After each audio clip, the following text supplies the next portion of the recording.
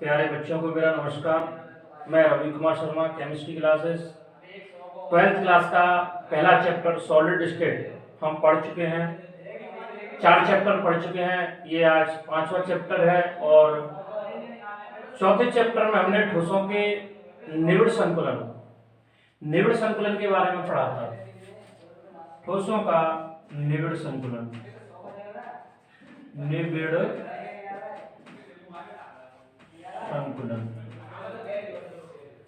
निबिड़ संकुलन क्या होता है, इसके बारे में हम आपको बता चुके हैं। एक बार और देख लेते हैं कि निबिड़ संकुलन क्या होता है। कोई क्रिस्टलीय ठोस जिसके अंदर अवयवी कण उपस्थित होते हैं, वो अवयवी कण ये चाहते हैं कि उस ठोस के अंदर कम से कम रिक्त स्थान बचे और अधिक से अधिक जो स्थान है वो अवयवी कणों द्वारा घेरा जाए।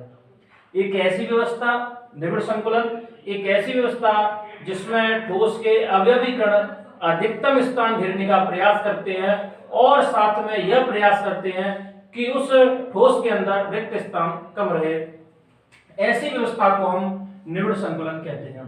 ऐसी व्यवस्था को हम निबिड़ संकुलन कहते हैं। निबिड़ संकुलन कहते हैं। ये जो निबिड़ संकुलन होता है ये 3 प्रकार का बताया था हमने उस दिन, 3 प्रकार का बताया था। एक बार फिर देख लेते हैं उसके कौन कौन से प्रकार होते हैं। निबिड़ संकुलन 3 प्रकार का बताया था। नंबर 1 एक विमीय निबिड़ संकुलन, एक विमीय। दूसरा द्विविमीय और तीसरा होता है त्रिविमीय निबिड़ संकुलन। त्रिविमीय निबिड़ संकुलन। एक विमीय निबिड़ संकुलन क्या होता है? एक विमीय निबिड़ संकुलन वह होता है जिसमें अवयवी कण सिर्फ एक विमा में उपस्थित होते हैं। जिसमें अवयवी कण सिर्फ एक विमा का मतलब एक अक्ष पर, या तो एक्स अक्ष पर या वाई अक्ष पर, किसी भी एक अक्ष पर व्यवस्थित होते हैं। जब ठोसों के अवयवी कण किसी एक अक्ष पर व्यवस्थित होते हैं तो इस प्रकार की व्यवस्था को एक विमीय निबिड़ संकुलन व्यवस्था बोलते हैं। ऐसी व्यवस्था के अंदर जो ठोस होता है ये प्रत्येक कण अपने बगल के 2 कणों से घिरा रहता है। एक विमीय निबिड़ संकुलन में प्रत्येक ठोस अपने बगल वाले 2 कणों से घिरा रहता है, इसलिए इसकी समन्वय संख्या 2 होती है। इसलिए इसकी समन्वय संख्या 2 होती है। इसलिए इसकी एक विमीय निबिड़ संकुलन में किसी भी कण की समन्वय संख्या 2 होती है, यानी प्रत्येक कण अपने बगल वाले 2 कणों से घिरा रहता है। तो इस प्रकार की जो एक विमीय संकुलन होता है उसके अंदर समन्वय संख्या 2 होती है। ये हम बता चुके हैं उस दिन। अगला है द्विविमीय निबिड़ संकुलन। अगला है हमारा द्विविमीय निबिड़ संकुलन।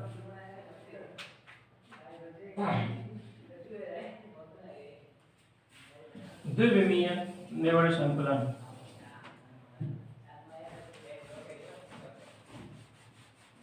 द्विविमीय निबिड़ संकुलन का मतलब आप समझ गए होंगे। द्विविमीय निबिड़ संकुलन का मतलब है जब अवयवी कणों की व्यवस्था 2 अक्षों में होती है, 2 अक्षों में या 2 डायमेंशन होती है। जैसे मान के चलो एक अक्ष ये रहा एक्स अक्ष और एक इसके वाई अक्ष पर, या जेड अक्ष मान लो, इसके अगले अक्ष पर जो ठोस के अवयवी कणों की व्यवस्था होती है, यदि इस प्रकार की एक व्यवस्था है तो हम उसे द्विविमीय संकुलन बोलते हैं। तो हम उसे, ये कण आपस में बिल्कुल चिपके रहते हैं, अलग अलग नहीं रहते, एक दूसरे से टचिंग में रहते हैं। ये कण एक दूसरे से टचिंग में रहते हैं ये कण, ठीक है। इस प्रकार की जो व्यवस्था होती है, अब देखो इन कणों की 2 प्रकार से व्यवस्था हो सकती है। एक व्यवस्था तो ये हो चुकी है, एक दूसरी व्यवस्था और हो सकती है। वो कैसे हो सकती है? जैसे ये गोला, ये दूसरा गोला, ये तीसरा, चौथा, ऐसे गोले हैं। गोले का मतलब कण है, परमाणु हो सकते हैं, अणु हो सकते हैं, आयंस हो सकते हैं। अब अगली पंक्ति जो है वो इनके दोनों के गैप में स्थित हो। समझ में आ रहा है? अगली जो पंक्ति है वो इन दोनों के गैप में हो। यहां देखिए, यहां क्या स्थिति है? एक गोले के नीचे ठीक एक गोला, बिल्कुल ठीक। और यहां क्या स्थिति है? ठीक नीचे कोई गोला नहीं है। इन दोनों गोलों के जो रिक्त स्थान है वहां पर एक ठोस गोला है। अतः द्विविमीय व्यवस्था के अंदर जो निबिड़ संकुलन होती है उसमें दो प्रकार की व्यवस्था बनती है। एक प्रकार की व्यवस्था को हम बोलते हैं वर्गीय निबिड़ संकुलन, वर्गीय निबिड़ संकुलन, और इस प्रकार की व्यवस्था को हम बोलते हैं षटकोणीय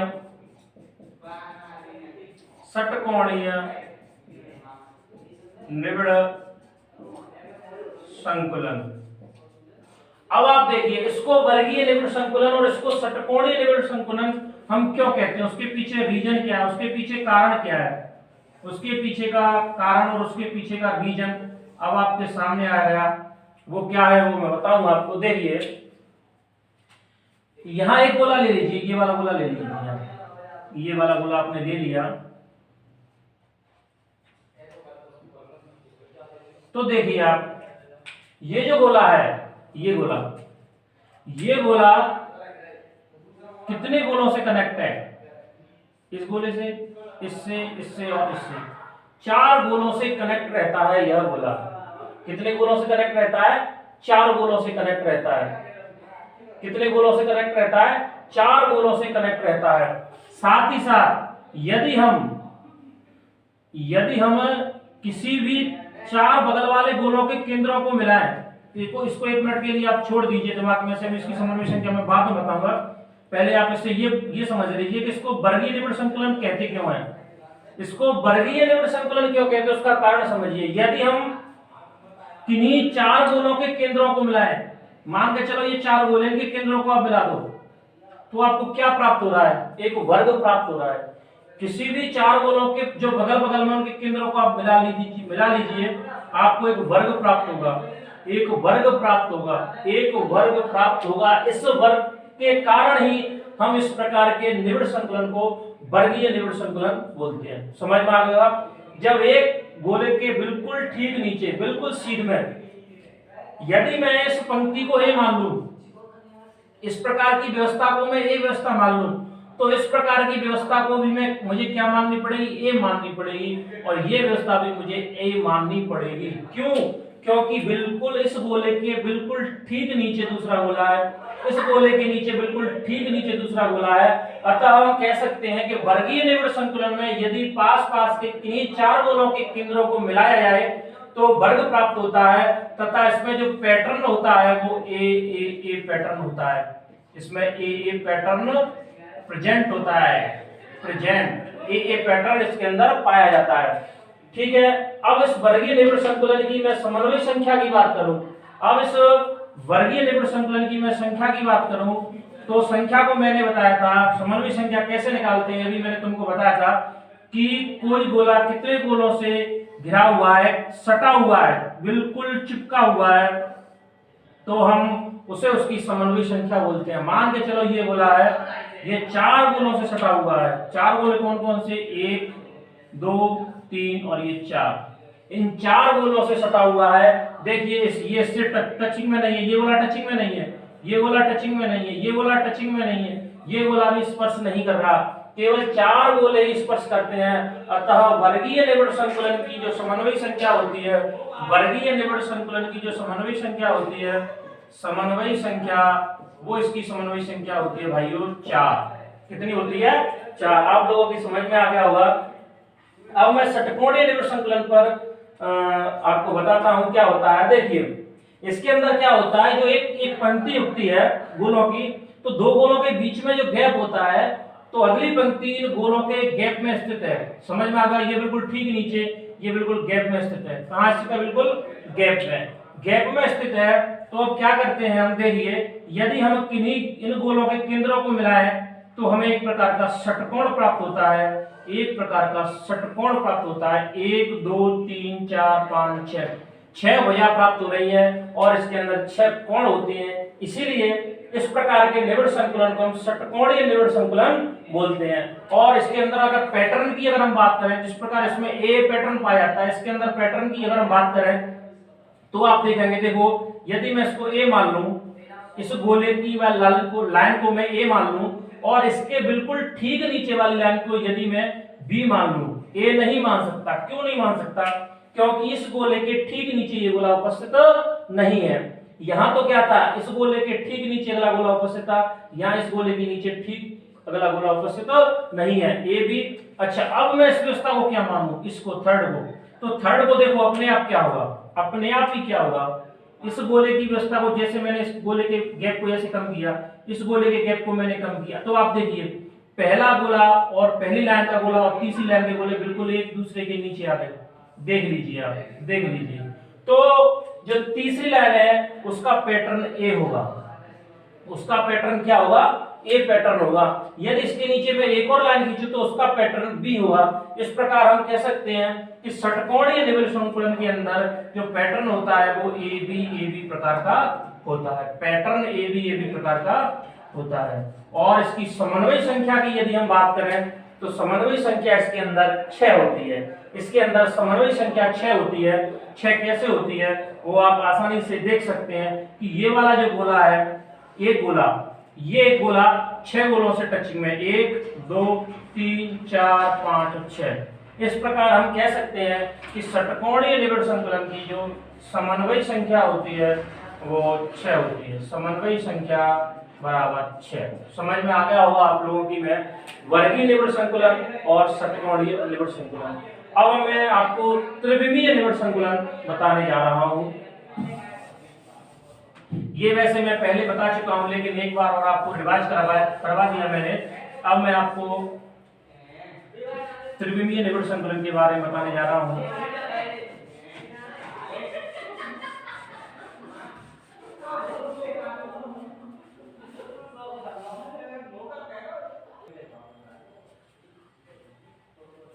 अब हम त्रिविमीय निबिड़ संकुलन पढ़ेंगे।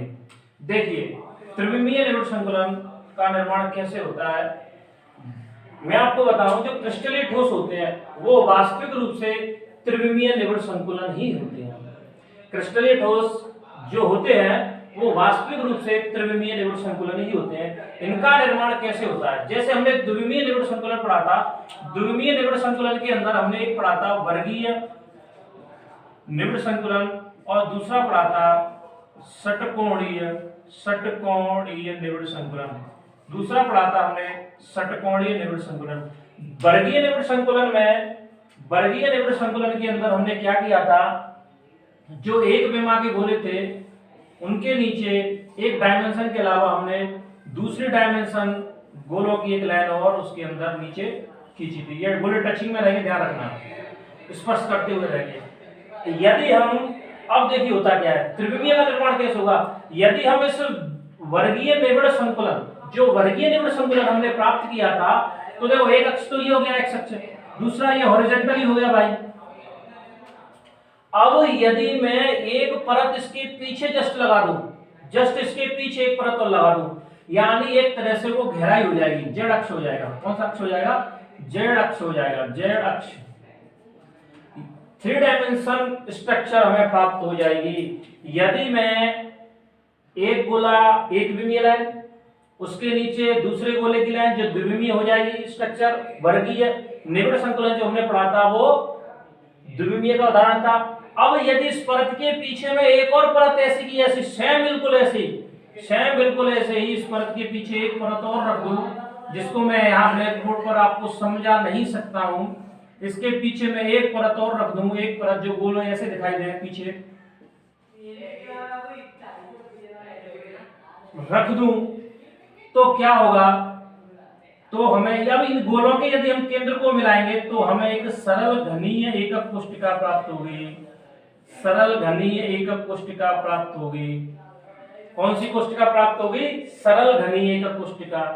इसके अंदर देखो लंबाई भी होती है, लंबाई भी होती है, ऊंचाई भी होती है, चौड़ाई भी होती है, तीनों डायमेंशन इसके अंदर पाए जाते हैं। इस प्रकार वर्गीय निबिड़ संकुलन के ऊपर यदि मैं इसके अंदर एक और परत इसी प्रकार की स्थापित कर दूं, तो उनके यदि मैं केंद्रों को मिलाऊं तो मुझे एक सरल एकक कोष्टिका प्राप्त होती है, घनीय सरल एकक कोष्टिका। घनीय या आद्य बोल सकते हैं सरल को, इस सरल को मैं आद्य भी बोल सकता हूं, आद्य एकक क्षय, आद्य एकक कोशिका या आद्य एकक सेल हमें प्राप्त होती है। मैं किताब के माध्यम से आपको समझाना चाहूंगा, एक बार के लिए आप जरा ध्यान दें। किताब में देखिए इस प्रकार की जो स्ट्रक्चर है, देखिए ये जो इस प्रकार यहां दिख रहा है, ये वर्गीय निबिड़ संकुलन है। गोले के नीचे गोला, गोले के नीचे गोला। लेकिन यदि मैं इस गोले के पीछे आगे वाली परत के जस्ट पीछे में एक परत और बना दूं तो इस प्रकार हमें त्रिविमीय वर्गीय निबिड़ संकुलन प्राप्त होता है। और वहां यदि मैं गोलों के केंद्रों को मिला, देखिए आपको दिख रहा हो शायद, तो सीधा सीधा हमें एक सरल आद्य एकक कोशिका प्राप्त होगी और वो घनीय होगी। क्या होगी? घनीय कोशिका प्राप्त होगी। इसकी संकुलन क्षमता सबसे कम होती है और इस प्रकार का पैटर्न भी ए पैटर्न कहलाता है। अभी वर्गीय निबिड़ संकुलन का जो पैटर्न पढ़ा था हमने वो ए पढ़ा था द्विविमीय के अंदर, और त्रिविमीय के अंदर भी इसी प्रकार का पैटर्न पाया जाता है, ए पैटर्न पाया जाता है। दूसरा, इसके अंदर जो संकुलन क्षमता होती है, संकुलन क्षमता का मतलब है अवयवी कणों द्वारा अधिकतम स्थान घेरना। तो देखिए यहाँ उसकी संकुलन क्षमता कम होती है और षटकोणीय के अंदर वो संकुलन क्षमता अधिक होती है। षटकोणीय के अंदर वो संकुलन क्षमता अधिक होने का कारण क्या है? क्योंकि जो अगली पंक्ति के जो गोले होते हैं वो पहली पंक्ति के गैप में स्थापित हो जाते हैं। जो पहली पंक्ति के गोले होते हैं जिनके मध्य जो रिक्त स्थान रह जाता है उसको पूर्ति के लिए अगली पंक्ति के गोले उसमें स्थापित होने लगते हैं। अतः यहाँ पर रिक्त स्थान रहने की संभावना कम होती है। इसी प्रकार कह सकते हैं कि षटकोणीय निबिड़ संकुलन की संकुलन क्षमता वर्गीय निबिड़ संकुलन की तुलना में अधिक होती है। इसकी कम क्यों होती है? क्योंकि गोले के नीचे ठीक गोला है, वह उनके रिक्त स्थान को पूर्त करने का प्रयास नहीं कर रहा है। इसी प्रकार इसकी संकुलन क्षमता कम होती है। ये वर्गीय निबिड़ संकुलन। अब हम षटकोणीय निबिड़ संकुलन पढ़ते हैं, जो कोई समझना बहुत महत्वपूर्ण है। इसको बनाना अभी मैं बनाऊंगा, उसके लिए अपने वीडियो को पोस्ट करूंगा मैं, क्योंकि मुझे बनाना पड़ेगा तरीके से ताकि आप लोगों को अच्छे से समझ में आ जाए। उस 3 डायमेंशन स्ट्रक्चर को ब्लैक बोर्ड पर या व्हाइट बोर्ड पर किसी बोर्ड पर समझाना बहुत मुश्किल है, क्योंकि ये 2 डायमेंशन स्ट्रक्चर है और जो हम समझाने जा रहे हैं वो 3 डायमेंशन स्ट्रक्चर है। लेकिन फिर भी हम कोशिश कर रहे हैं, ध्यान रखिएगा।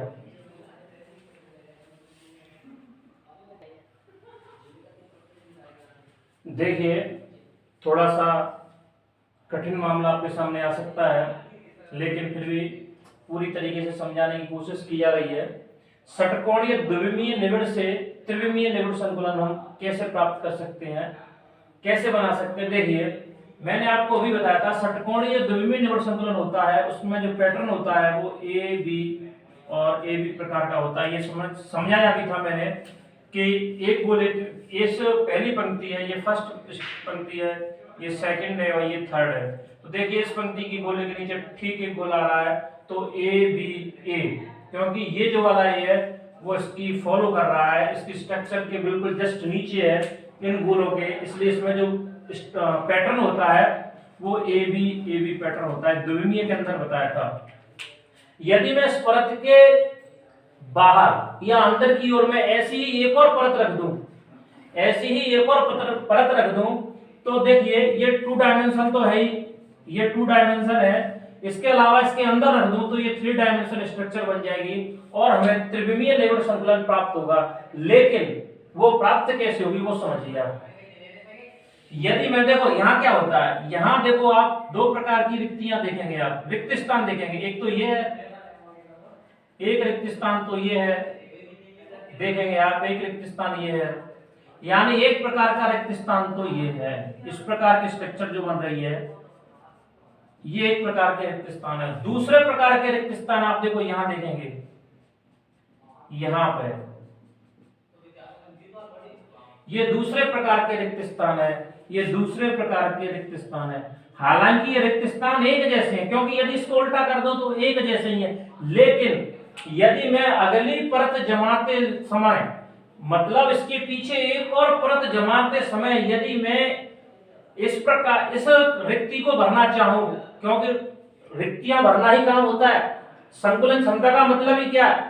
कम से कम रिक्त स्थान छोड़ना और अधिक से अधिक संख्या में, अधिक से अधिक मात्रा में ठोस के अवयवी कणों द्वारा उसमें स्थान घेरना।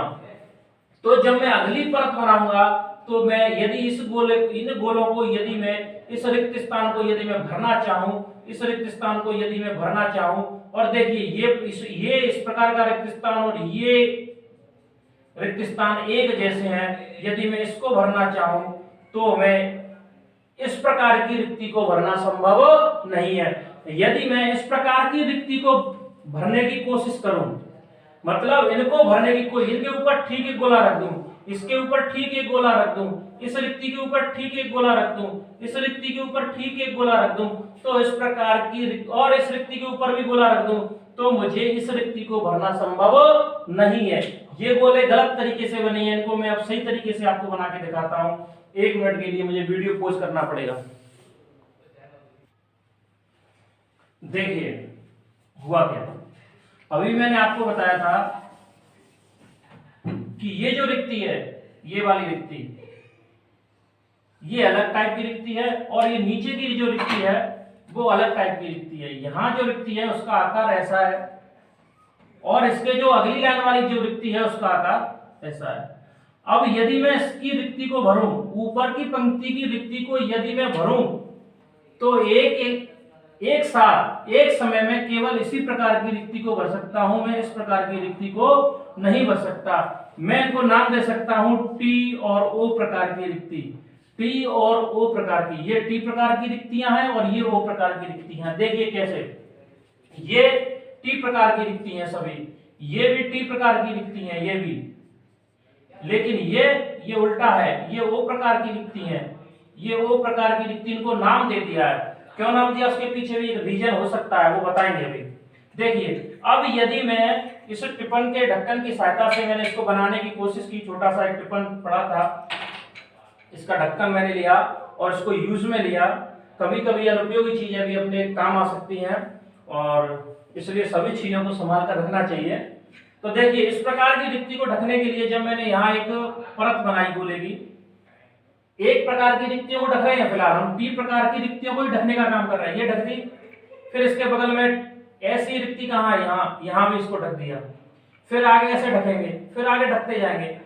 उसके बाद में यदि हम फिर इस टी प्रकार की रिक्ति के नीचे टी प्रकार की रिक्ति कहाँ है, यहाँ सेम रिक्ति है, तो इसको ढकने का प्रयास करेंगे।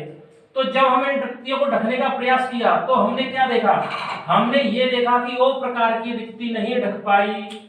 ये तीनों गोले यहां से इनकी सरफेस एक दूसरे से स्पर्श टचिंग तो करी, लेकिन इस प्रकार की रिक्ति को हम भर नहीं पाए। अतः हमें दो प्रकार की रिक्तियां प्राप्त हुई, एक टी प्रकार की रिक्ति और एक ओ प्रकार की रिक्ति। अब आप देखिए ये टी प्रकार की रिक्ति को हम क्या नाम देते हैं, इस रिक्ति को हम नाम देते हैं चतुष्फलकीय रिक्ति। कौन सी रिक्ति? चतुष्फलकीय रिक्ति। और ओ प्रकार की रिक्ति को हम क्या नाम देते हैं? अष्टफलकीय रिक्ति। अष्टफलकीय रिक्ति। यहां देखिए क्या है, यहां ये तीन गोले हैं, इन तीन गोलों के ऊपर एक गोला रखा हुआ है, एक दो और ये तीन गोले हैं, इन तीन गोलों के ऊपर एक गोला रखा हुआ है। तो तीन गोलों के ऊपर एक गोला रखा हुआ है, तो यदि इनके केंद्रों को मिलाया जाए, जैसे तीन बॉल रखे हैं, तीन बॉल रखे हैं हम, तीन बॉल रखे हैं, एक दो बिल्कुल टचिंग करते हुए, और इन तीन बॉलों के ऊपर एक बॉल और रख दें, तो उनके बीच में एक गैप बनेगा। अब यदि उन बॉलों के केंद्रों को मिलाएं, यदि उन बॉलों के हम केंद्रों को मिलाएं, तो हमें एक प्रकार की चतुष्फलकीय रिक्ति प्राप्त होगी। उन बॉलों को केंद्रों को मिलाने पर चतुष्फलकीय आकृति प्राप्त होगी, और उसके अंदर जो गैप है, उसके अंदर जो रिक्त है, उसको हम चतुष्फलकीय रिक्ति बोलते हैं। बुक के माध्यम से मैं समझाना चाहूंगा। देखिए यहाँ ये तीन बॉल रखी हैं, इन तीन बॉलों के बीच में एक गैप है। यदि इसके ऊपर में एक बॉल और रख दूं, फिर भी वो गैप बंद नहीं हो सकता। उस गैप को मैंने ढकने की कोशिश की है, लेकिन वहां एक छिद्र बन जाएगा, उस छिद्र को हम बोलते हैं चतुष्फलकीय छिद्र या चतुष्फलकीय, हम रिक्ति भी बोल सकते हैं, उसको रिक्ति भी बोल सकते हैं और छिद्र भी बोल सकते हैं। इसी प्रकार हम अष्टफलकीय की बात करें तो देखिए ये अष्टफलकीय रिक्ति, इसमें क्या है, इसमें क्या है, इसको ध्यान से देखिए। एक गोला ये, दूसरा गोला ये और तीसरा गोला ये। पिछली परत वाले जो मैंने काले मार्कर से जो बनाए हैं गोले, वो देखिए आप, एक दो और तीन, इस प्रकार की रिक्ति की बात करिए, तीन गोलों से भरी है। ब्लैक मार्क वाले कौन से हैं? 3। देखो, एक ब्लैक मार्क वाला, 2 ब्लैक मार्क वाला और ये 3 ब्लैक मार्क वाला, 3 गोले। और इस रिक्ति के आसपास और कौन से गोले हैं दूसरी परत में? एक ये रेड वाला, एक ये रेड वाला, 2 ये रेड वाला, 3, यानी 3 गोले। और उन 3 गोलों के ऊपर फिर 3 गोले इस प्रकार व्यवस्थित हैं, इस प्रकार व्यवस्थित है।